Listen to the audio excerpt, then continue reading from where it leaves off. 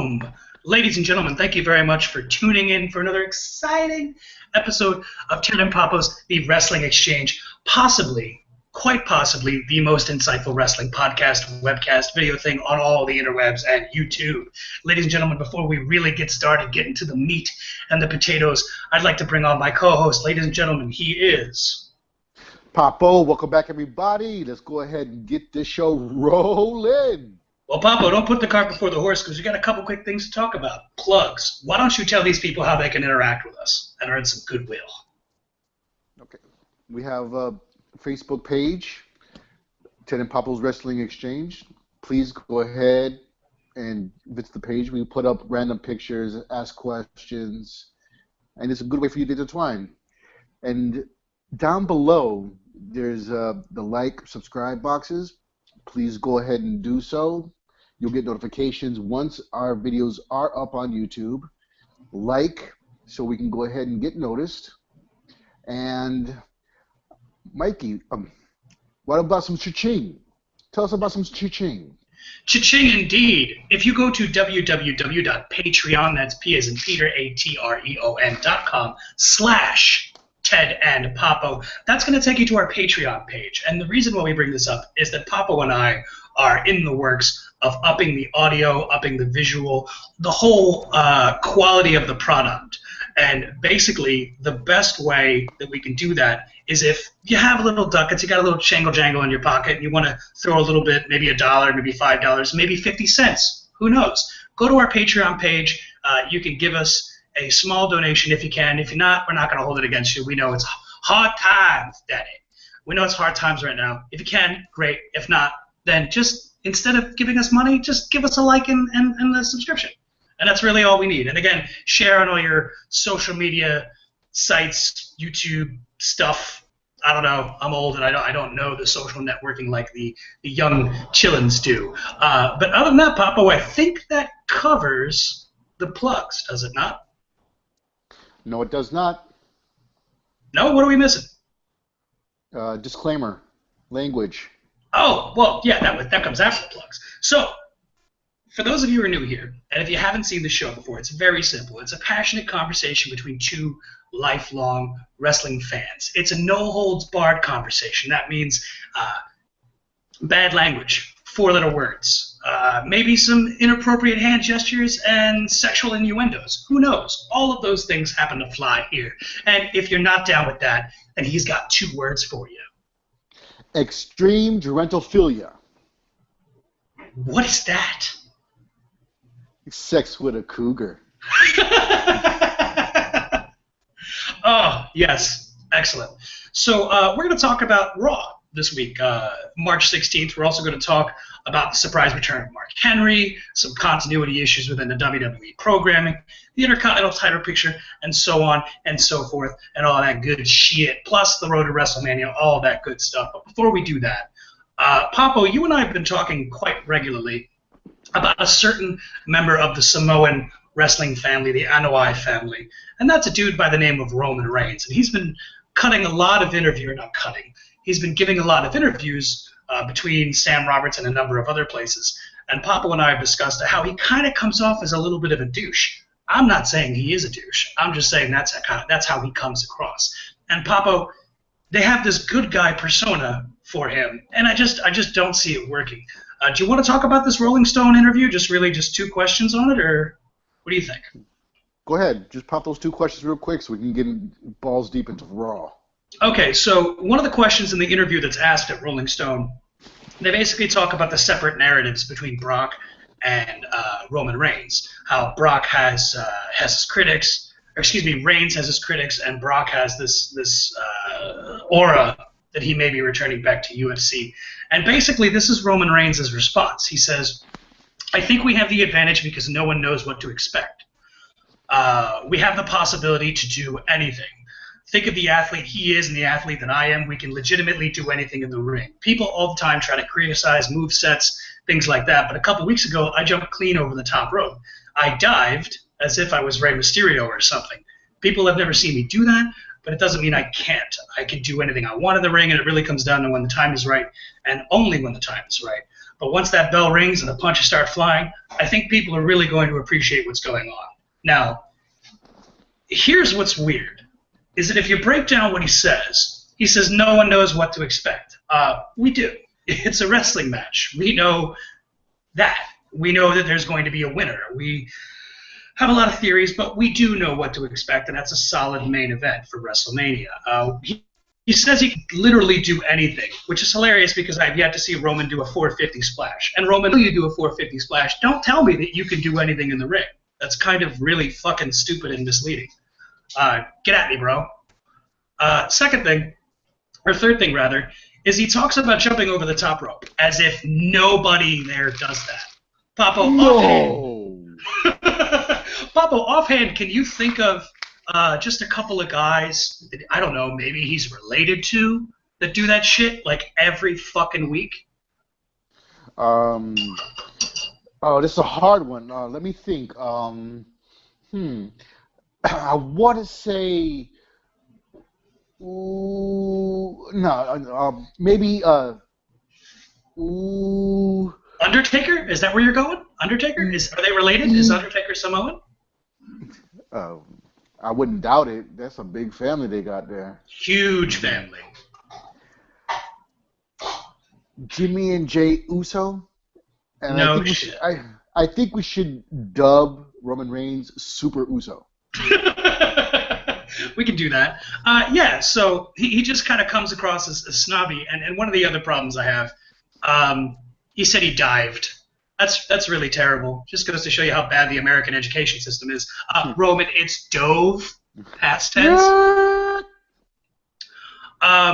Let's see. And everything else he says on that question and that answer is fine, but then something else happens. And then we're going to get into this also because during Raw, he cuts a promo and some people are chanting Daniel Bryan at him.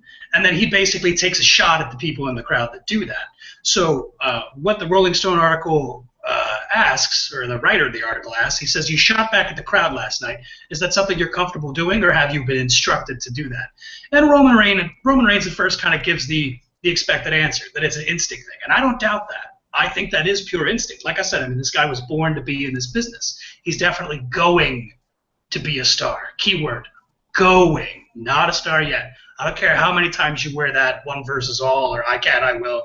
Not a star yet. You will be, but there's no need to rush. That being said, he says that basically you can chant whatever you want. If you're a Daniel Bryan fan, that's cool. He's a Daniel Bryan fan, cool. But he basically says the more people Daniel Bryan will bring into the arenas, the better. Okay, so we're acknowledging that Daniel Bryan sells tickets, all right? The guy that sells tickets should be in the main event. Then he also says, but when I'm talking, shut the hell up and let me talk. Papo, are these the words of a good guy? Would you ever imagine a good guy saying this shit? No, not really. But it plays to the badass role. It does play to the... Oh, I'm sorry, go ahead. Well, it plays to the badass role that people are going to like. So... Oh, I'm into that. Face. I just don't agree with pushing him as a face. And the reason being is because he's just a natural bad guy. He's just a natural heel. You can see it. We saw it at Fastlane in his match with Bryan. It's just he's got money written all over him, but not as a good guy. Also, there's a feeling out there that there's no such thing as good guys and bad guys. There is such a thing. The Authority are bad guys. You know, Roman Reigns is a good guy right now. And I'm just saying the shoe don't fit, so pick another glass slipper. Now, we can go on to bigger and better things. Live in Des Moines. Is it Des Moines or Des Moines, Iowa? Pick one. I don't care. Fuck it. Des Moines, Iowa. There you go. Des Moines. So that's where Raw was filmed. Again, this is March 16, 2015.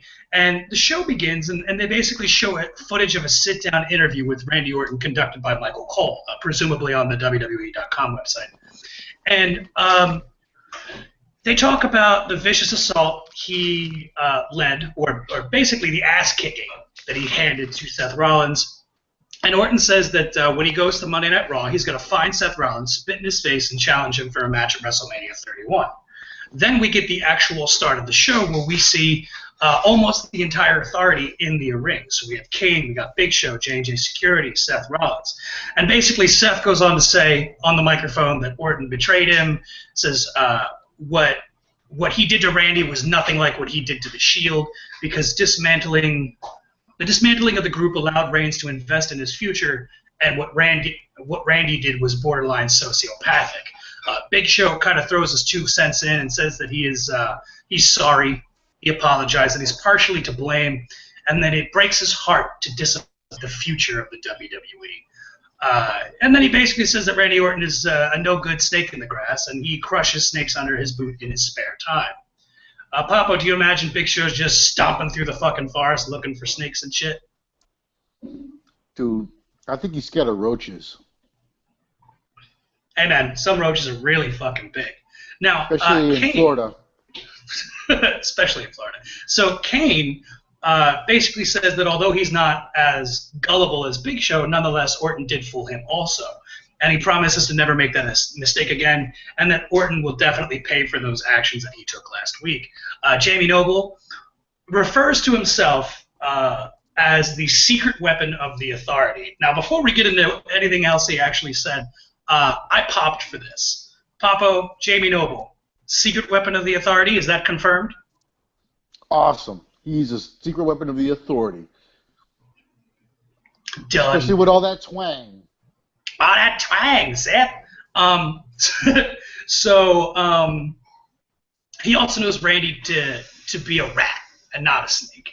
And that Jamie says that despite all the pain Orton had caused, that it hurt Joey Mercury the most. And then they did my favorite bit. He hands the mic to Joey Mercury, and Joey's just looking like, broken and despondent, and he's too hurt to speak words, and he just hands the mic back. And then basically Seth says that he accepts Randy's challenge for WrestleMania under one condition, that they have a match tonight live on Monday Night Raw. And then basically Orton comes out on top of the stage and accepts his proposal. Now, that being said, Papa, what's your takeaway from this segment? Overacting runs wild in the WWE, let me tell you. The only time I really popped is when the Big Show was consoling Mercury. So was that the good, the bad, or the fugly? It was fugly, but it was funny. It was fugly, but it was funny fugly. Big Show looked like his dad. It looked like he was holding his baby in his hands because they're both bald-headed, and he's rubbing the top of his head. I'm like, dude, that is so homo. It was the best. It was hilarious. So the good and the bad, now that we've established the fugly? The good was that it put towards that awesome main event. I mean, everybody was ready for Orton and Seth, so it got that build-up that crowd needed. So what's the bad? The bad was the overacting, dude, for real. Yeah, I mean, they laid it on pretty thick, but I don't know. I've seen worse. So let's talk about the first actual match on the show. It's AJ accompanied with Paige versus Nikki Bella. You can talk about Booker T? No, keep going, please. I thought you were alluding to something that we would talk about. So it's AJ Lee with her frenemy, Paige, in her corner, versus Nikki Bella with her twin sister, Brie, in her respective corner. Papo, I think the best part of this match was Booker T, because Booker T, my wife pointed this out to me because I was typing as I was watching, and she heard something. I had to go back and rewind it. And basically, Booker T, he's in mid-sentence, and he says, right now, brr, he lets his big fucking burp out. He says the Bellas are going to win the match. So let's talk about this, right? Because in the context of what's been going on, hashtag give Divas a chance, they gave these girls a lot of time. Would you say close to 10 minutes, maybe a couple more?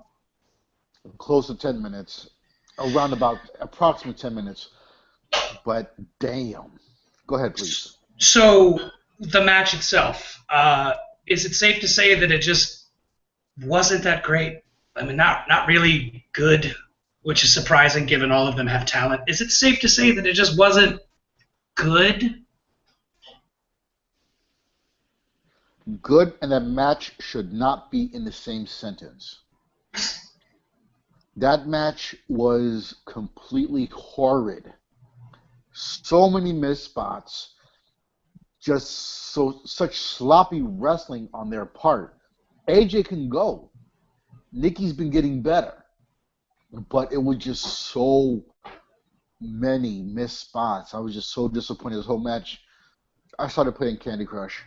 Well, could it be said that the match wasn't that great because the two really, AJ and Nikki, just don't have that chemistry in the ring? Do you think that's a fair statement to make? But I've seen people that did not have chemistry together actually put on a good match. So we got to throw that out. All right. Well, speaking of throwing out, we got to throw out this commentary on this match. So we're talking about the hashtag Give Divas a Chance, right? And the whole idea is that the Divas aren't treated fairly, so we want to give the Divas more time and promote them in a more professional manner. Papo, I'm all for that, right? I think that's a great idea. Fucking wonderful. If they could wrestle. No, not even that, right? I'm willing to have a different, because look, the women on NXT can go right down to the developmental system. The women on Raw can't really wrestle as well, and I think that's some of that is just the fact that they don't have the time and so on and so forth. But to me, beyond the ability to have a match, what is the point of giving the women the spotlight? And I'm a big fan of women wrestling. Please don't misconstrue what I'm saying. What's the point of giving the women a bigger spot on the card and wanting to make them look better when the whole fucking time the commentary is talking about anything and everything that's not related to the actual match? So like when there's a vicious elbow or like any big move, the people at home, that doesn't come across because they're too busy. Michael Cole and JBL are too busy talking about Twitter and bullshit. I mean, is that safe? Could you agree with that statement? Yes, I could. All right. I mean, if the commentators were more invested into the match, it could probably shed some light and highlight some attributes. But since they don't, and then we're seeing missed spots, but that's beside the point, it would actually add more flair to the matches. I can forgive missed spots. Right, I can forgive missed spots, provided that they don't do what practically almost every indie wrestler I have ever seen do when they miss a spot. Whereas they miss the spot and then they immediately go to repeat the spot. So long as we don't do that, I'm okay with missing spots here and there. Because when you go, for example, let's say I'm going for a superplex off the top rope, right, and I fuck up the spot. If I immediately try to redo that spot again, my suspension of disbelief is gone, right? Do a couple moves, maybe come back to that spot later. Luckily, the Divas aren't having that problem. Hey, we got a tired finish, though. I swear to you, Papo, I have seen the finish of this match before where Paige and Brie argue on the outside, Brie throws Paige into a barrier, and Paige just crumbles on the impact. And then Nikki hits AJ in the face with the elbow and then hits her with the rack attack for the win. Papo, did we see this finish recently? I thought we saw it last week, and I went back in the notes, and I don't think that was the case. But this looks like something we've seen very recently. Yeah, it's a rehash. Speaking of rehash, LL Cool J. What do you know about that guy? You're hip. Come on, you got to know. He's one of your Samoan brothers. Tell me about him. Samoan brothers, that's awesome. An Adidas fan, just like me. One of the greatest rappers of all time. If hip-hop had a Hall of Fame, he would be in it. He's a great actor. His mama will knock you out? No, his mama will tell him to knock you out. Oh, excuse me. See, that I just showed my ignorance right there. But go on.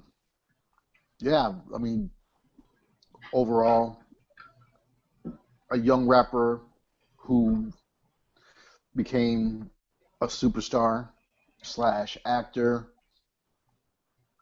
and rumor has it that he's still married to his high school sweetheart. I believe he's the only black guy in Deep Blue Sea to survive. Isn't he like the cook? And like Sam Jackson gets eaten by the shark, but somehow he survives. Yes. There we go. Fucking LL Cool J. Breaking horror movie tropes. So that being said, he kind of does this weird ad, right, to kind of hype up WrestleMania, right? He says, this is spectacular. That dress you're wearing is spectacular. I'm spectacular. WrestleMania is going to be spectacular, except he never actually says the word WrestleMania, WWE, or wrestling. Is it just me, or does it look like he did an interview for something else, and they, like, spliced things that he said and threw it in there? Because I didn't get the feeling he was talking about WrestleMania. I mean, I know that's what WWE was telling me he was talking about, but I don't think he was actually talking about that. Your thoughts? Dude, I thought it was like a cologne commercial. like the Old Spice? Yeah. I thought that was hilarious. Old Spice! Oh, you're talking about WrestleMania. Oh, I'm sorry. You got me doing my Terry Crews, holding up my imaginary Old Spice, like my big hands.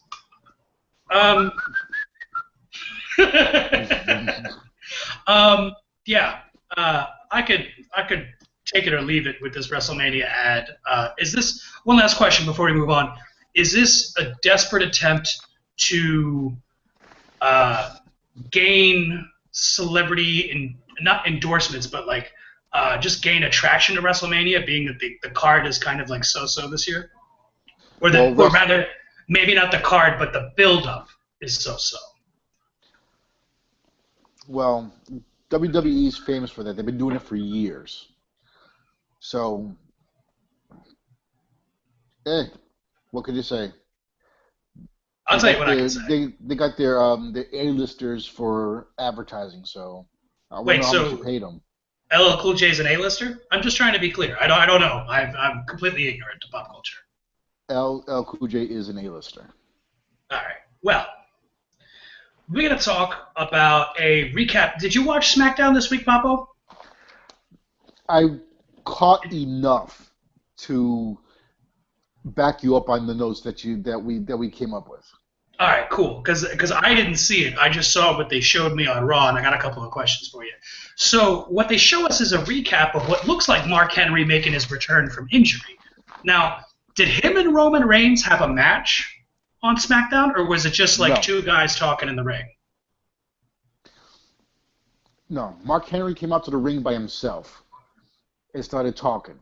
Okay. Roman came out, and boom, they started talking, and then Mark Henry told him that, yeah, young kids don't know what you got, and you don't know what you're getting yourself into, like he was concerned. And Roman was like, whatever, dude, and nonchalantly turned around to walk away.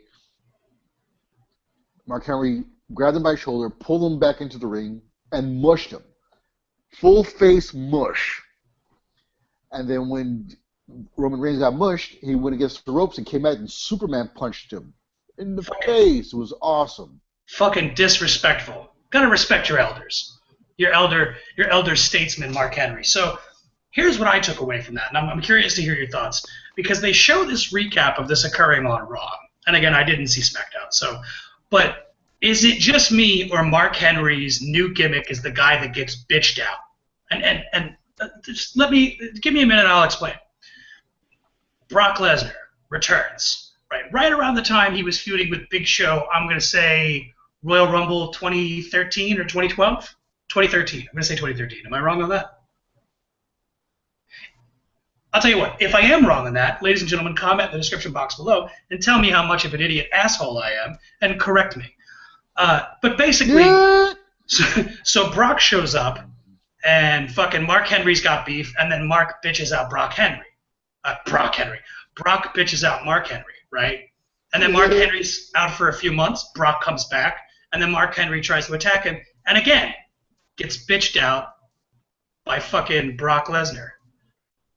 Mark Henry, wait, no, we're getting there, because he got bitched out twice by Brock Lesnar. Then he gets bitched out by Rusev, and now he's getting bitched out by Roman Reigns. That's what I do, get bitched out. What do we think about this? Okay. this is what I got to think about. Is but before, just to understand my answer, I have to ask a question. Sure. Should it be sexual jabroni or jabroni chocolate? Why choose? Why not just the sexual jabroni chocolate? Hey, I'll run with that. So when this happens, right? I mean, this isn't in the confines of a match. So if it happens in a match, I'm okay with it, right? But instead of having a match, he just gets bitched out. Ladies and gentlemen, Mark Henry, the world's strongest bitch. That's what I do. Do you have anything else to add to that, or can we keep this ball rolling? Just go ahead and keep this ball rolling, dude. So my favorite blonde Canadian in the WWE right now, Renee Young. She's backstage, and she tries to interview Big Show and Kane about the main event. Kane tells Big Show in his best George W. Bush voice that he's the decider. And we see more infighting between the members, or amongst the members of the Authority. Seth comes in to kind of like put everybody on the right track and make sure that Show and Kane get the right perspective, right? Get their ass in gear. And basically, despite what Big Show and Kane said like 10 minutes prior, they basically turn on Seth Rollins, and they say that Kane tells Rollins, he says, you only have the money in the bank because of me, and Big Show and I are protecting you, and you know what? Fuck you. We're not going to be there to help you in your main event. And then, so basically, the takeaway here is that Rollins confronts them for acting like children, and their response, acting like children and contradicting their earlier statements. Papo, your thoughts on the lack of continuity here? Well, the only reason Seth is trying to be the peacemaker is because he's depending for them to back him up when he goes into the ring for the main event. So again, it's building up to the main event. Yeah. So, no Big Show, no Kane for the main event. It's weird because WWE likes to tout their own and basically tout the idea that they tell stories, right? And I get that. They do. They do tell stories, and when wrestling is done right, it's high fucking drama. It's really good shit. But here, even though we know that this plays into the main event, and no spoilers, we'll get into that later, and everything that they're building does play into it, but it's still ass backwards. If anything, why not show that dissension in the beginning? Why show Big Show and Kane being all for Team Rollins only 10 minutes later to basically quit the team? It doesn't make any sense. It's ass backwards. If that's your storytelling, WWE, you fucking suck. And you can call me anytime, and I'll write your show for you, and I'll make sure that we're keeping continuity in mind. That being said, it seems like the only time that they actually give a shit about telling any sort of story as far as plot, or if they have any story or story arc, is that the only thought that they put into is whatever John Cena is doing. Does it come across this way? Like all the mediocre to good writing goes towards Cena, and like all the other bullshit just gets dumped on everybody else. You're absolutely right, dude. Speaking of absolutely right, dude, we got Ryback versus Hollywood Miz, accompanied by his personal assistant, Damien Mizdow. Now, basically, there's something that happens in this match where Ryback has Miz basically by the face. And we've been seeing Miz show a lot of contempt for his personal assistant. And Ryback offers Mizdow the opportunity to punch him in the face. However, Damien does not take him up on the offer. And Miz basically chides him for even thinking about it and orders Mizdow to basically stand down. And then, of course, Ryback gets to squash Miz. He wins with the shell shock. And, in fact, when Miz tells Damien to put his hands down, it's like, because he has a fist already going, It's like he talks to him, gives him like a 5-second countdown, kind of like a parent does with a child. We're like, if I count to 3 and I come over there, like one of those things. One of the main things to keep from this segment is that after the match, Mizdow actually goes to help his employer. He goes to help Miz, and Miz, fucking turns on him and hits him with his finish, the skull-crushing finale. What are your thoughts on this whole segment? And if we could get into the good, the bad, and the ugly. Miz versus Mizdow at WrestleMania. That's all I got to say about that. All right, fine. I see how it is. So we get another Sheamus returning video package. We've been seeing these video packages, what, 2 months now? Yep. And WrestleMania is like in a week and a half. Safely assuming that Sheamus isn't coming back till after Mania. Who does he feud with? Does he come back as a good guy? Is he a face? Is he a heel? What's going on? Andre the Giant Memorial Battle Royal. Nonsense. That's Curtis Axel's win. Axelmania. Running wild, brother. But he might get bro kick. That was terrible. So let's talk about one of my favorite segments on the show, which is usually, this type of segment is usually not my favorite, but this one was very entertaining. I'm talking about the United States Championship title contract signing. This was actually, I mean, it was a long segment. I'm going to say somewhere in about 10, 15 minutes, uninterrupted, no commercials. Before we get into the actual ins and outs and what's said, were you at the Papo, at Casa de Papo, were you guys excited for this, knowing that this was about to happen? Like, what was the temperature in the room? It was cold. I was not excited for this because it wasn't like a, how should I say, an Ambrose-esque contract signing. So I was like, about it. Dude, Ambrose has the best contract signing of all time. So let's talk. So let's talk about this, right? One of the interesting things that kind of seemed weird and out of place is that the U.S. title actually gets a contract signing. Because usually, and correct me if I'm wrong, it's either Intercontinental title or World title. I don't really remember seeing a whole lot of U.S. title contract signing. Is it just because John Cena is involved and we have to make John Cena look really important no matter what, despite whether or not it hurts other people? Duh. Sorry, Vince. Sorry. So basically what happens here is that Cena comes out, he cuts a promo, and by the way, it's hosted by Michael Cole, which you wouldn't know because about 5 minutes in, Cole just leaves. He knows some shit's going to happen because these things never end well. So Cena basically says that because Rusev holds the title, he's essentially the de facto representative of every U.S. citizen, and that's not cool because America. And basically, John Cena doesn't like that Rusev speaks his mind, and that's kind of anti-free speech, right? Correct. Is it safe to say that Is it safe to say that Cena's a shitty American because A, he let down 318 million Americans by losing to Rusev, and B, he just hates free speech? It's like, you can say anything you want, but don't you dare say anything about the troops or America. It just seems kind of asinine. Like it's What not. the fuck are you to tell me I can't speak my own mind? It's just it. I can see what they're going for here, as far as story, character development, and giving the element of depth, but it doesn't, because instead of giving it depth, it plays into that knee-jerk patriotism in this country. And let me say that I love America. Okay, I'm a red-blooded American, but we have this weird thing in this country where we kind of put certain groups of people on pedestals. Right? So if you say anything negative about war and our involvement in other countries, the knee-jerk response is, well, you don't support the troops. And then it's like, well, no, I support the troops, but the troops did volunteer. It wasn't a draft. And B, I support them, not the orders that they're given, that we have to fuck with other sovereign nations. I don't like it.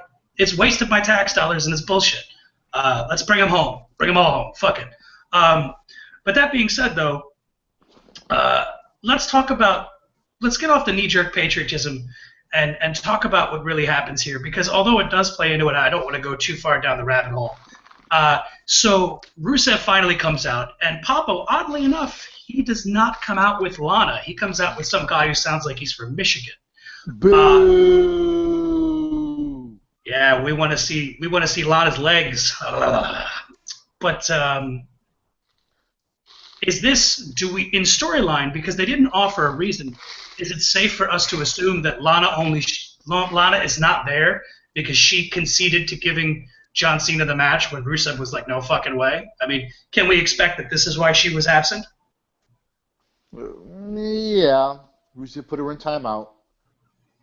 I'll put her in timeout. I'll put her in time in. Shit. We'll lose track of time. All I got to say about that is I'd love to eat with those chopsticks. All I'm saying. I'm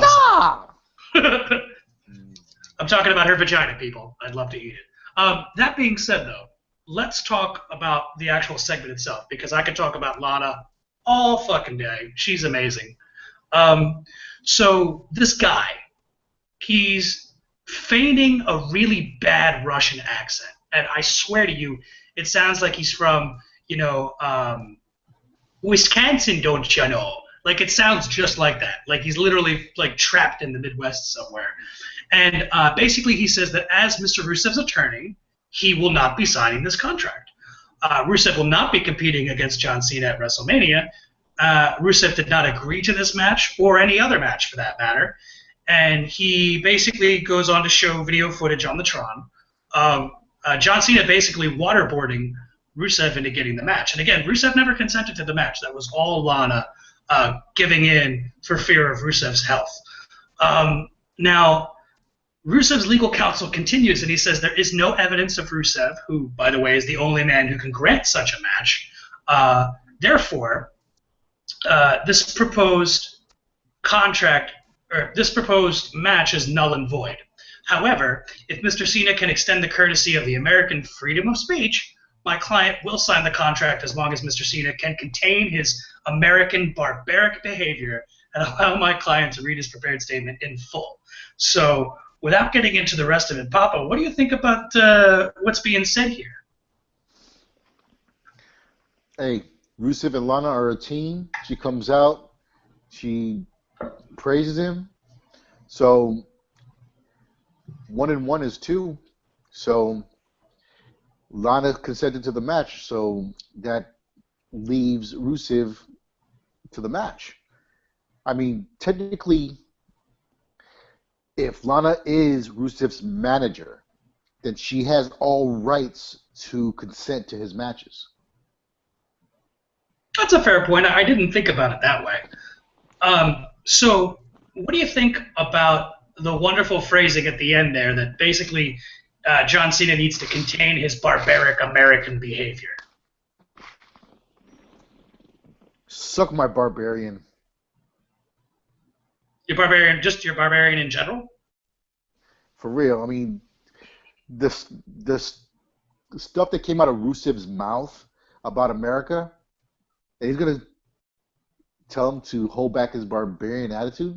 Suck my barbarian, biatch. Okay, so I'll take a moment and share with the good people out there watching and listening, what Rusev said.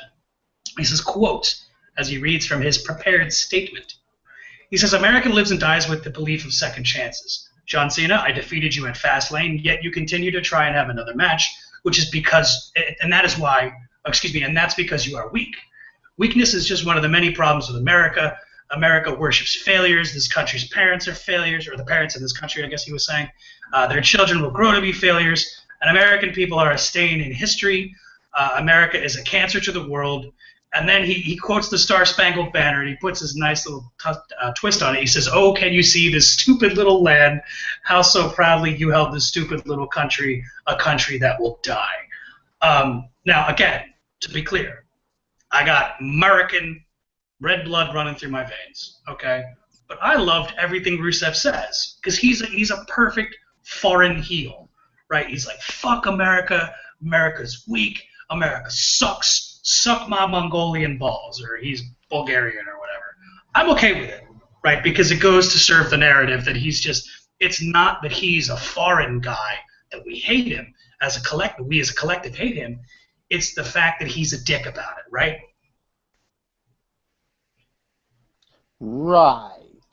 So right at the end of his nice little soliloquy, basically Rusev flips Did the you just table. curse at me? Motherfucker, I did not. Rusev signs the contract super fast, and then he flips the table over at John Cena and then immediately bails out of the ring and laughs his way up the ramp so John Cena doesn't get his hands on him. I fucking loved it. Papo, I only have a couple of things I didn't like about it. You mind if I take a moment and explain to the people what's wrong about the segment? Go ahead, rock that. Nobody reads these fucking contracts. Nobody reads them, right? If this is kayfabe, right, and we're supposed to believe that in storyline this is the legit contract signing, these motherfuckers should consent, or not consent, should take a moment to actually read what they're signing. Because the contract could say, you waive the rights to your booty hole to such and such. You know, it's like that episode of South Park where, what was it, Stan doesn't read the terms and conditions of the iPad or like the Apple iTunes store, and then he gets turned into a human centipede because it's expressly put in the bottom line. It just bothers me because they just blindly sign these, and I'm waiting for a storyline where someone sneaks something into the contract and somebody gets screwed over by signing it. Like, you know, the bottom line of the contract and story could be like, you know, if such and such signs this contract, he waives his right to the title, or so on and so forth. I don't know. It's just me as someone who's into writing and storytelling. That's a big fucking plot hole, and they could take advantage of that. They can use it as a MacGuffin. They can create more stories, but they're just content to rehash the same old shit. That being said, though, this whole segment, Papo, I need you to hit me with the good, the bad, and the fugly.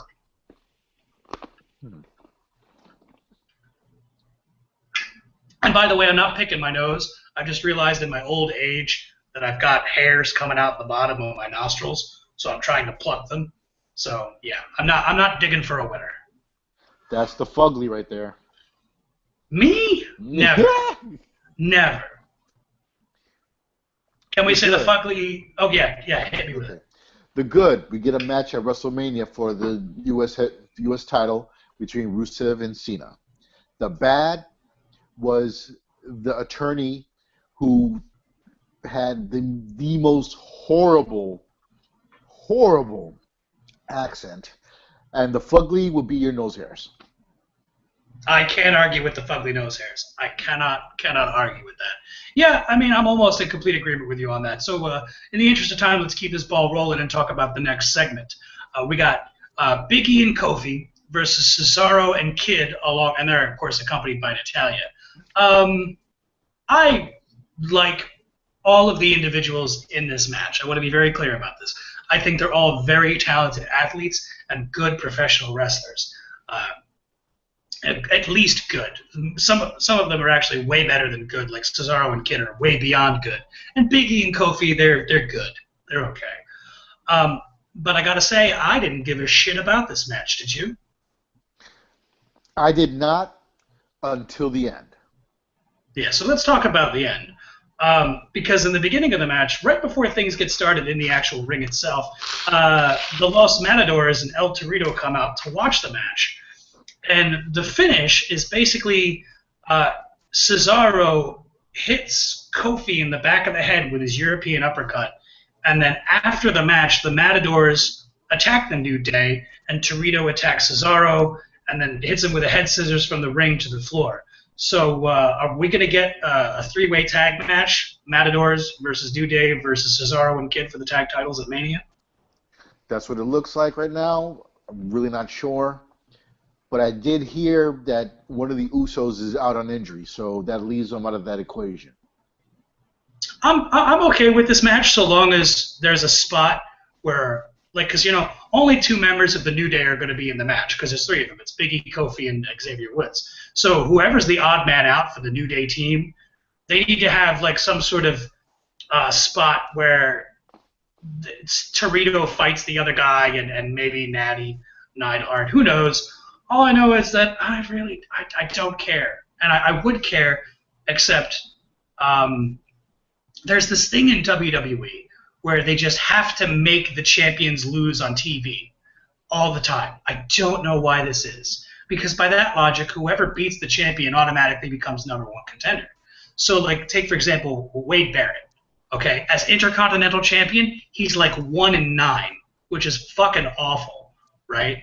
And Cesaro and Kidd are like 2-3, right? They've already lost a couple times on TV, and they haven't had the belts like more than a month. It just seems ass backwards to me because you're making your champions look bad. Anything else you want to add to that before we talk about the next backstage segment? No, nothing else. I'm good with that. All right. Oh no, I dropped my pen. I got another. It's okay.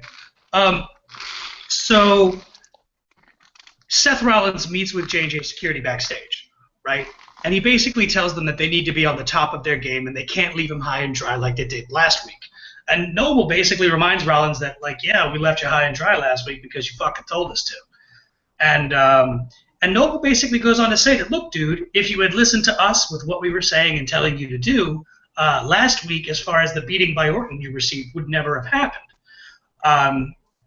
And and then basically, homie, don't play that, essentially. And Seth slaps the goddamn shit out of Noble in the face and threatens to fire him, only for Noble to say, you can't fire me, because I quit. And then Seth goes more to like... twang. More twang. It's like more cowbell, but more twang. And then Seth looks at Mercury, and Mercury just kind of like, fuck it, I quit too. This plays into what happens in the main event, but I have my thoughts in this segment. Papo, I'm curious, how did you feel about this segment? Well, how it all ties in, it had me thinking, okay, he already lost the Big Show and Kane to ringside. Now he's going to lose J&J at the main event either, so he's actually going to be out there all by himself. So that just leads into the main event. So as of right now, we have no Big Show, no Kane, no Jamie, and no Mercury. So who else we have left? Nobody, which we'll get into too. By the way, anytime I'm watching a TV show or movie, and it's one of the few tropes that I actually enjoy, where someone's about to get fired and they cut them off and they like don't give them the satisfaction. Like, you can't fire me. I quit. I gotta say, I popped for this. I loved that they quit Seth Rollins, just because it gives them more depth as characters and it makes things more interesting, and that's really what it's all about. And man, I wish we could get Seth Rollins versus J&J Security. That would be a hell of a match, you think? It would be funny. I'd laugh. Oh, totally. And people forget, but Jamie Noble and Joey Mercury are really good, especially Jamie Noble. Jamie Noble's fucking awesome. Now, that being said, Papo, you want to talk about this Brock Lesnar promo? No, but you can. All right. So basically they play a video package where it's basically Brock being interviewed, and he says a whole bunch of stuff. And basically all you need to know is that he's Brock motherfucking Lesnar. And basically he beats the shit out of people. And it's not him being sadistic, it's just his thing. He's stealing Mark Henry's gimmick. That's what he does. It's what I do.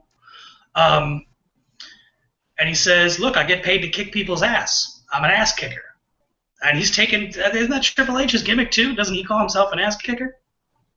Yeah, he's used it before. Gimmick infringement all up in this motherfucker. So he basically says that The Undertaker didn't stand a chance.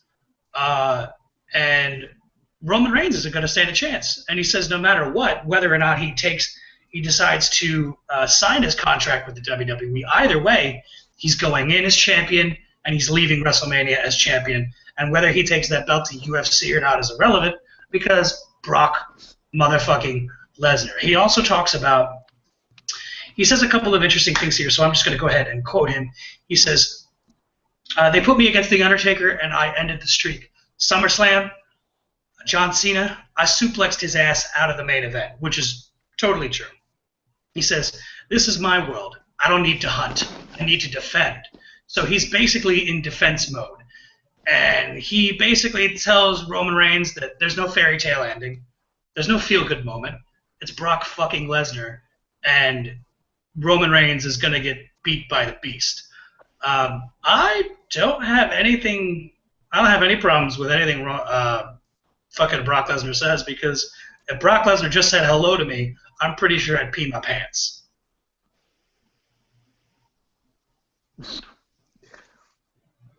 I would at least attempt to hit him one time. Hey, man, I would never punch a Samoan. Brock Lesnar's the biggest Samoan I've ever seen. Everybody's Samoan? Everybody's Samoan. Fuck it, why not? Look at how big he is. Samoans are big, right? I'll tell you what, we'll make Brock Lesnar an honorary Samoan. How's that? You might get a little heat from that, but I bet you ain't kind of money he has like a bowl of puppies for breakfast. But the puppies are still alive as he eats them. Like he just bites their heads off, and the puppies are like. So let's talk about this squash match with the Big Show. So it's Big Show versus Eric Rowan. I talked earlier about WWE has just an issue with continuity and plot holes, and I swear to you, I say it because I believe it with my whole fucking heart. The people that write the show do not watch the show, and this is a very good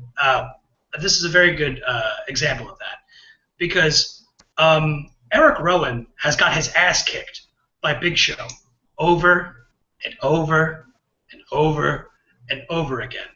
Okay, now we're over this segment.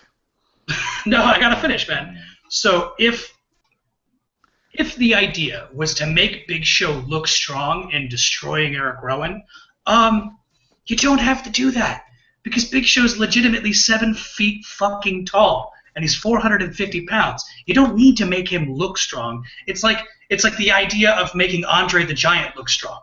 It's self-defeating. There's no reason to do that. He's a legitimate giant, and yeah, if Big Show grabs you, there ain't shit you're gonna do about it. So there's no need to make him look strong.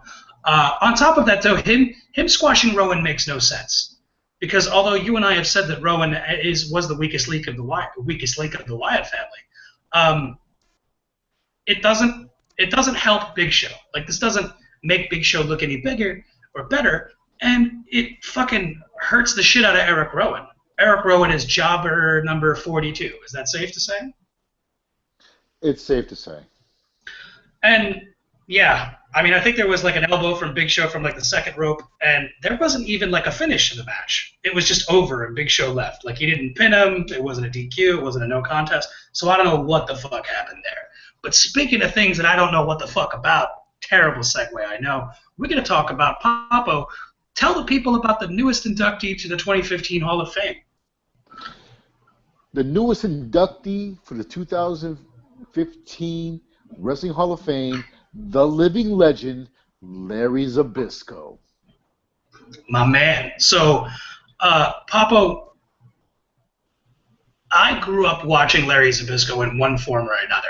Whether it's Larry as kind of like, wasn't he a member of the Horsemen at one point? Yes, he was. As a member of the Horsemen, as a part of the Dangerous Alliance, as the commentary on WCW.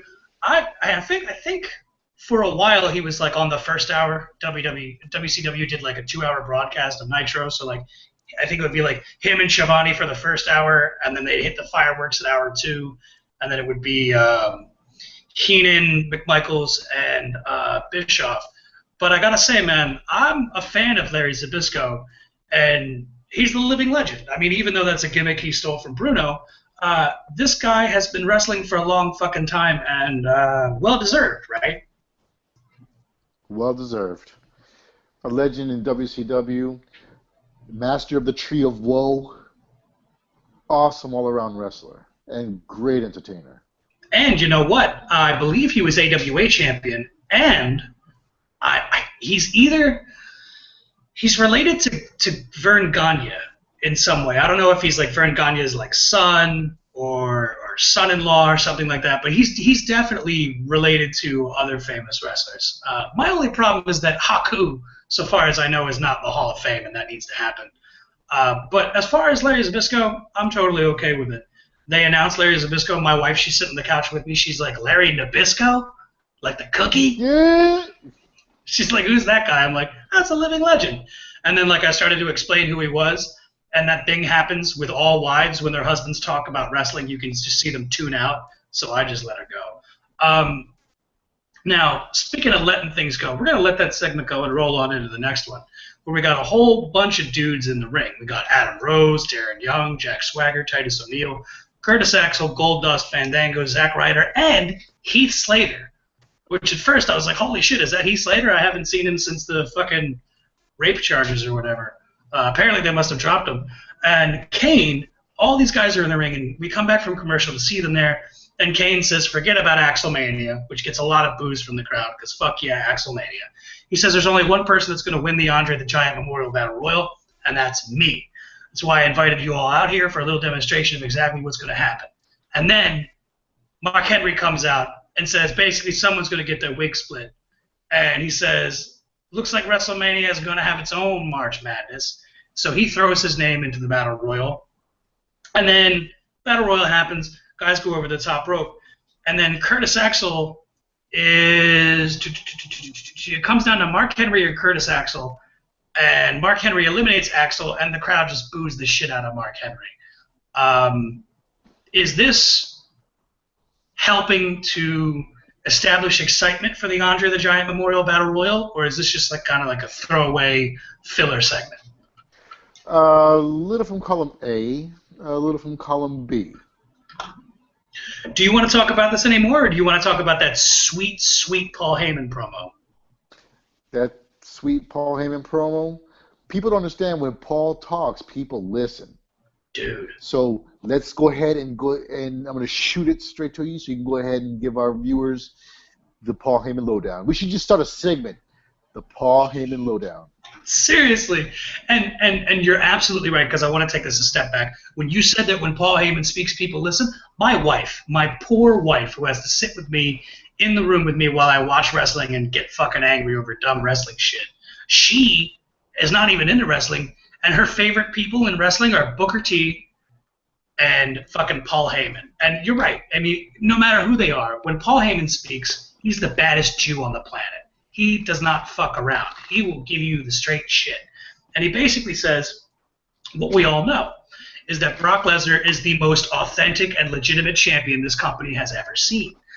Brock will declare war on Roman Reigns, and he basically insinuates, he says it without saying it, that Brock is going to shoot on Roman Reigns, which is something that's been that's floating around the internet wrestling community and message boards and forums and the like. And they're basically saying that what happens if Brock doesn't do business and just decides he's going to kick Roman Reigns' ass for real? Here's what happens if Brock Lesnar doesn't want to do business. Brock Lesnar don't do business. I mean, if Brock Lesnar wants to break into your home and fuck your wife, Brock Lesnar is breaking into your home and fucking your wife. And there ain't a damn thing you can do about it unless you have a gun, because that motherfucker is not to be stopped. Now, while Paul Heyman's saying all this stuff, his mic starts cutting out again. And this is good continuity, right? Because this is something that's been going on for the past, 3-4 weeks. And he kind of plays up to the idea that the microphone is being cut because he's saying these things, because he's going off the script, essentially. And he says, doing this thing to me is one thing, again, referring to the mic cutting it out purposely. But he says, but what are you going to do when Brock decides he's not going to do what he's supposed to? No one can stop Brock Lesnar. And he proceeds to kind of put Roman Reigns over by saying, if there was such a person who could live up to the hype, it would be Roman Reigns. Roman Reigns would be the qualified person, except Roman Reigns still has to get into the ring with Brock fucking Lesnar, and that's all that matters. And Paul Heyman comes out right then and there and says it, Roman Reigns, you can't beat Brock Lesnar. Your father should have told you this a long time ago. And, of course, Mr. Reigns comes out to the ring wearing his new awful and terrible T-shirt that says, I can, I will. Look, I'll write your show and I'll design your T-shirts too. I'll design the T-shirts for free. God damn, that shirt is ugly. So Roman tells Heyman that he respects him, and he tells him that his issue is with Brock, and that he'd like to tell Brock face to face, except Brock isn't here. Now here's again, I've been saying this for weeks and weeks and weeks and weeks and weeks, and I will continue to say it. This is something that a heel does. Oh, well, Brock isn't here, so I can tell him face to face. I'll just tell him through the camera. But you know what? Brock was there last week, Roman, and you weren't anywhere to be found. So that's total heel move to pretend like, it's a big deal. But again, it's just a little thing like that. And he basically says, I'm expecting a fight. I'm hoping for a war. And then the crowd, a portion of the crowd starts to chant Daniel Bryan. And this is going to tie into what we talked about at the top of the show, where he says, he basically says, basically tells the fans to shut the fuck up. When grown folks is talking, close your mouth. That's what he's saying. And he's going to beat Brock's ass at WrestleMania because he can, and he will, and believe that. My problem here is that Roman Reigns sounds like a kid with Tourette's syndrome using his phrase like a nervous fucking tick. It's like he just kicking. It's an awful catchphrase. It worked in the Shield because Seth Rollins would say his words, Dean Ambrose would say his words, and then Roman Reigns could close with believe that or believe in the Shield. It worked there. But when he says it after, it's like almost as painful as hearing John Cena say the champ is here when he's not the champ. It's awful and it's terrible and I hate it. So your thoughts on Reigns' response to Heyman and that awful T-shirt Roman's selling now? Nothing at all.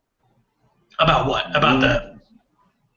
About the shirt, about the crowd, about him, about last week when Brock was actually there. So none of the above for me. I mean, when he acts like he'd tell Brock face to face, but Brock isn't a man to show up, that kind of comes across as like chicken shit heel stuff. Because he was there last week, and so was Roman, but he didn't bother to come out. I'm telling you, this guy has heel written all over him. Backstage afterwards, Paul Heyman's kind of like power walking down one of the corridors in the back, and Renee kind of stops him. Renee Young stops him and tries to get a response as far as to Roman Reigns' comments. And Heyman says that he'll throw a wrinkle in Roman Reigns' game plan, and that wrinkle is going to be the opportunity to speak to Brock face-to-face next week. So on the go-home show, the last Raw before WrestleMania, Roman Reigns will be there. Is it safe to say that we can assume it's going to be a contract signing? Either a contract signing or a weigh-in, a face-off, if you will. Oh, I'll wheel. Yeah, I mean, I'd be down for that. Now, speaking of interesting things, do you want to talk about the six-man tag match? If you want. Oh, you didn't know? It's me, it's the D-O-double-G. Yeah, let's talk about that, right? So it's the team of Bad News Barrett, who is the actual Intercontinental Champion. Are those Tic Tacs I'm hearing? Uh-huh. I can't get enough of them. It's okay. You just need to admit that you have a problem. We can get you the help you need. Ladies and gentlemen, if you want to help Popo kick his habit, go to our Patreon page, okay? Send us a donation so we can get this poor man off the deadly Tic Tacs. It's not even funny. It's orange. They're the worst. The worst Tic Tacs of all. They're orange, okay? Nobody comes back from orange Tic Tacs. Nobody. It's like fucking human kryptonite. Or radioactive human kryptonite. Now, that being said, moving on. It's the team of Bad News Barrett, Harper, and Stardust versus Bryan, Ziggler, and Ambrose. Now, before we get into the actual match, the addition of Stardust to the Intercontinental title ladder match, which again should be a championship scramble, as myself and my co-host have been saying, this is depressing because it almost seems like it's confirming that we're not going to get Goldust versus his brother Stardust at Mania. Do you think we can hold out and hope that maybe that'll happen next year, or is it too little too late? It's not going to make WrestleMania at all. From what I'm seeing here, dust to dust will never be a match at WrestleMania. That's a shame. That's a damn shame. So let's talk about this match, right? So everybody comes to the ring, and after everybody makes their entrance, R-Truth comes out. And he has, I don't know what the fuck he has attached to his jacket in the back. Looked like some giant, like, industrial-sized clip. But he basically had the IC title hanging by his back, and he was walking with his back facing the audience so that way no one would see that he's got the title strapped to his back. And he joins the commentary team. Although the commentary team is not that great, just because Booker T, I can leave him, he's fine, he's good, but Michael Cole and JBL are not that great, even though they're being told to say this nonsense. But, you know, again, anytime R-Truth gets on commentary, it's worth a listen. So, basically, there's not a whole lot that happens. I mean, there is a whole lot that happens in the match, but not a whole lot that we haven't already seen before. So I'm only going to get into just a couple of quick things. One of them is that during the match, Ziggler gets accidentally super kicks Daniel Bryan, right? Like he goes to super kick someone else, and the guy moves, and he super kicks Daniel Bryan. And then ultimately, Dean Ambrose actually picks up the win with the Dirty Deeds double arm DDT. Now, after the match, this is the most important part. Harper, and this is where it gets, because it's confusing, but Harper attacks Ambrose from behind, throws him over the commentary table, and Stardust steals the title from R-Truth. Ambrose steals the title from Stardust. Truth steals it from Ambrose.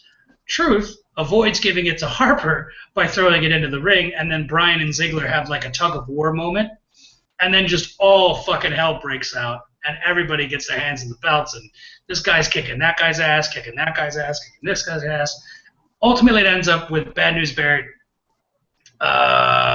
ending up with the title, and then just hits a prone and non-violent R-Truth with the bullhammer elbow, and then leaves. My problem with this is the same problem I'm saying, is that the stipulation must match the story. Papa, do you remember one of the greatest feuds in recent history, which was Eddie Guerrero versus Rey Mysterio for the custody of Rey's son, Dominic? Do you remember this angle?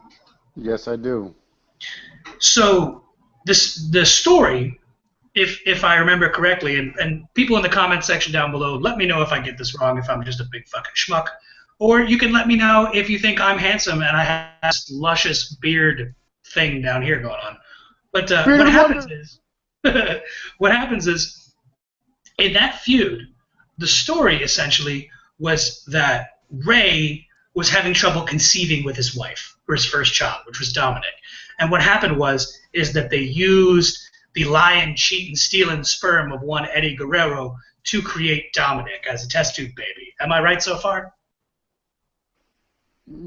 Yeah, so far, so good. Okay. So what happened was they were fighting for the custody of Dominic. So they put custody papers, okay, in the briefcase, and they put the briefcase above the ring. So the story set the stipulation. They're fighting over custody. Let's make it a ladder match. The story here in this match, I'll say it till I'm blue in the goddamn motherfucking face, the story is that the title keeps constantly changing hands. It's stolen from one person to another, to another, to another, to another. In theory, a championship scramble would be the best match stipulation for the story because it just fits so perfectly. But of course, they don't like doing things that make sense, so they're going to give us this ladder match, whether we like it or not. Papo, your thoughts? Yeah, I'm in total agreement with you. The best match for this storyline would be a scramble, not a ladder match. I mean, I can understand if they had maybe a one-on-one for the IC championship, then maybe a ladder match would actually look good. Essence of Shawn Michaels and Razor Ramon.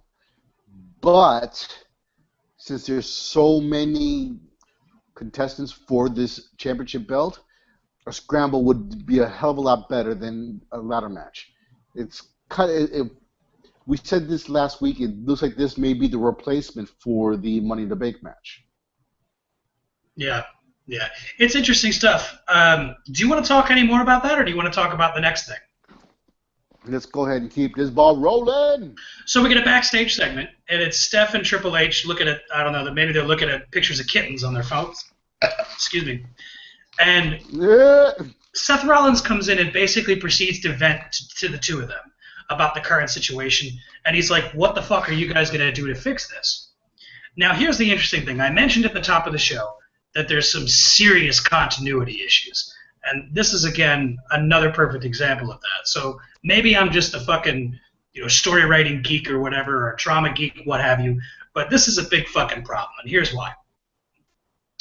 About an hour before this, give or take, Seth Rollins gets in the face of Kane and the Big Show, and when they stare him down, he does the thing my dog does when my dog pisses on the carpet, and I get in my dog's face and my dog looks the other way, right? Just kind of looks off center, doesn't want to look me in the eye because I'll fucking scream at her, right? But in the presence of Kane and Big Show, who Seth Rollins gets berated by the two of them, he does the scared dog look, where they're just going to look just off center, and he's kind of afraid, right?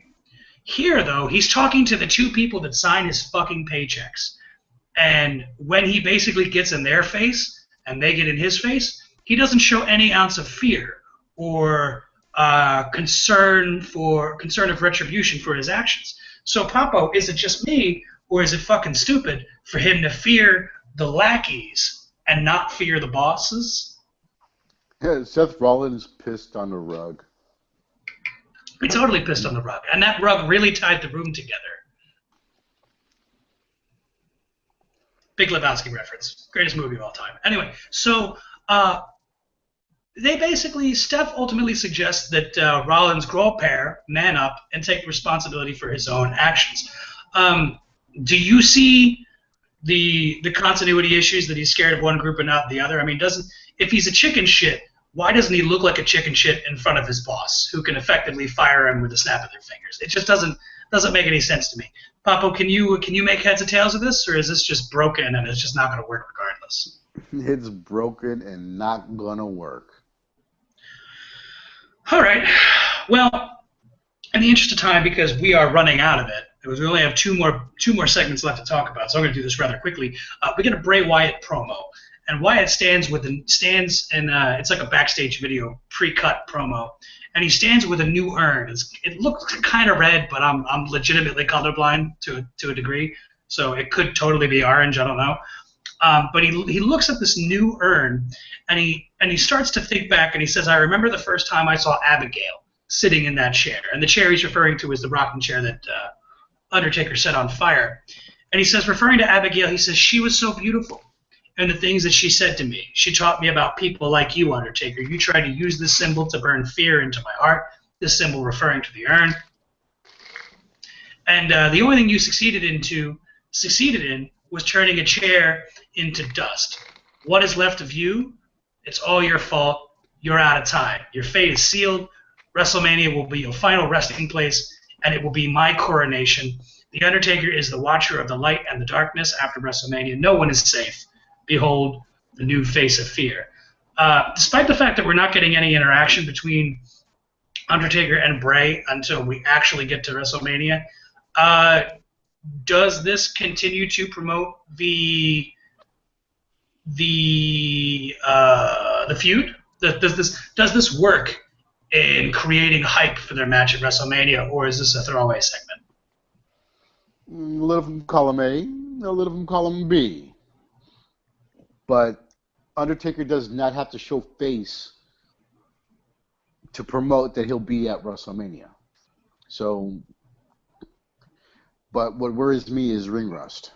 That's the only thing that worries me about Undertaker. So, you know what the only thing that worries me is? Blue balls in the cold? Blue balls in the cold? Yes. You mean like my dick and balls are out and I'm in the snow and I get blue balls? That's gonna be terrible. That's gonna be awfully terrible. Something to worry about. So, speaking of things that I'm worried about wonderful segue, what's going to happen next week with our special guests on Raw, the Snoop D-O Double G and Bill Simmons. Papo, here's what I'm worried about. I'm concerned for Snoop Dogg. I'm concerned for his mental health, because wasn't he insisting that people call him Snoop Lion like a year ago? Is this a multiple personality disorder? Snoop Lion, Snoop Dogg, Snoop Kitty Cat? What's going on here? Yeah, he went to Jamaica, a Rastafari told him that he's now Snoop Lion. He ran with it. That album sorry to say, fucking sucked. But now he's back to Snoop D-O-double-G, and we're good to go. I think it's because reggae generally sucks. And I know I'm going to get a lot of heat for that, but most reggae is not good. Not good. It's just, most of it's pretty terrible. So that being said, we also got Bill Simmons. I think this guy is a sports personality. I think he's like the founder of Grantland, and I think he's an ESPN guy. Do we know anything about him? Because I don't watch real sports. I don't know. I don't know who the fuck he is. All right, so based on his name, is he a white guy? Because I didn't Google him. I just heard the name before. That's a white guy name, right? They showed a picture of him on the promo, and he is a white dude. Confirmed. Ladies and gentlemen, we did it. So let's talk about the main event, which is the last thing we got going on here before we call it a night. So it's Randy Orton versus Seth Rollins. Now, here's what worried me. As I'm watching it, and I'm watching the last couple of segments, I'm looking down on the time that we have left, right? And I'm thinking, like, well, Raw's got to wrap up pretty soon. And once the main event segment starts, there's actually only 5 minutes of the show left, or about that, give or take. And so Randy Orton comes out, and then Seth Rollins comes out. And Rollins comes out alone, because basically the whole story, if you haven't been paying attention, this entire episode of Raw was that Seth Rollins finally has to do it on his own, which is a story that we saw told before with Randy Orton in the past, like, year and a half, where Orton was a member of the Authority, but, like, he kept wanting help, and they were, like, withholding the help and making him do it on his own. So we think we're about to see that. And then Seth comes out, and he goes, Randy, it took you 3 weeks of scheming and conniving and cajoling. By the way, I had some difficulty spelling that because I'm unsure of the correct spelling of cajoling. Very odd word. Well, odd in the sense that when you're sounding it out, you're like, I don't think this is right. I should type it. So he says, you've been conniving and cajoling to make every single member of the Authority look like fools. Ha ha ha ha! It only took me 3 hours to make a fool out of you. And lo and behold, it was all a ruse. It was me, Austin. It was me all along. And out walks the rest of the Authority, and they slowly come down the ramp and descend upon Orton, and things are not looking good. This was Vince McMahon revealing us that it was him all along. I mean, this was that moment, right? That's all I got to say about that. Okay, well, fine. Good. Let's see how it is. So Orton sees the trouble's afoot, right? And he knows that he's not going to get out unscathed. So he does the smart thing, and he shoves, I'm not sure if that was, I forget who it was, but he shoves somebody out of their chair, which I love, right? Because you could just, we know that they keep chairs under the ring, and you could reach under the ring, but it's far better to push the timekeeper out of the chair and steal their chair. I don't know why. It's just more satisfying visually. So he's basically like, fuck yeah, like, he's gonna, you know what? We got another fucking gimmick infringement. He's stealing Roman Reigns' gimmick. That's one versus all. And he basically, the Authority comes down and they do the Shield bit, right, where they all surround the ring just like the Shield, and everybody's on the apron. And as soon as the guys that are about to attack Orton step foot in the ring, caw, crows. The lights go out, and lo and behold, who's in the ring when the lights come on? Mantar. Sting! Oh, right, Sting. I thought it was Mantar. Excuse me. Or Bastion Booger. Yeah. So Sting's in the ring with bat in hand, and he's rocking that black and red Wolfpack jacket. And they proceed to just beat the shit out of everybody. And, yeah, ultimately, Randy Orton gives an RKO to Joey Mercury. And then Sting hits Jamie Noble with the Scorpion, or the Stinger Splash, and then the Scorpion Death Drop. And then Sting does the Eye of the Bat, I'm going to point at you thing. And we even got like a Sting, wow, woo thing. Did you catch that? Yes. So Sting can awesome. finally make noise with his mouth again. Yeah. He has to become mortal in the mortal world, so yeah, he can make noise now. Yay. I like that theory. So we come off the end of the show. Sting looks strong. Randy Orton looks strong. And the Authority does not look good. I got to ask. Everything's set. Everything done. It's all over. We did it. Yes, confirmed. Papa, why don't you give me the good, the bad, and the ugly of this whole show? The good, Sting. The bad, the Divas match. The fugly, Rusev's attorney. And your nose hairs.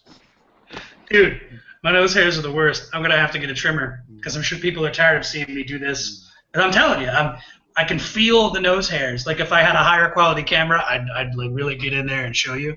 But like I feel them at the bottom of my nose. So when I do this, it's not because of the cocaine. It's because of the nose hairs, and I'm just aging. Papo, I believe that's it. So I want to get in a couple of quick things before we let these people go. Ladies and gentlemen, like, comment, subscribe. If at any point you thought I was being an asshole, or if you think I was just Samoan bashing or unfairly appointing honorary Samoans, please. That's my gimmick. But let me know if you don't like it. Also, like, subscribe. You're going to get an email every time a video comes out. Right now, at the stage of the show that we're at, we don't necessarily have a set day or a set time. Hopefully that will change in the future. But until then, you can count on the subscribe button because that's going to let you know. Also, visit our Patreon page. We can help. You can make a donation. We can get Papo off those damn orange Tic Tacs. It's a killer. Okay.